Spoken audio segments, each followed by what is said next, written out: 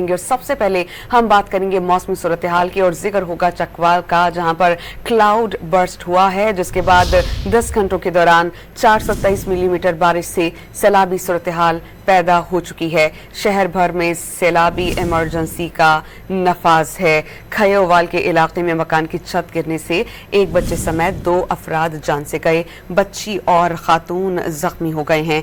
तूफानी बारिशों ने नशेबी इलाके ज़ेरे आब कर दिए हैं। यही नहीं, मकानात और सरकारी दफातर भी पानी से भर चुके हैं। तर्जुमान PDMA के मुताबिक सैलाब में फंसे शहरियों को निकालने के लिए रेस्क्यू ऑपरेशन जारी है। कल्लर का हाल वहाली ज़ेर में 351 और शौआ सैयदन शाह में 330 मिलीमीटर बारिश रिकॉर्ड की गई। महकमा मौसमियात की जानिब से आज भी पंजाब के मुख्तलिफ शहरों में बारिशों की पेशगोई की गई है।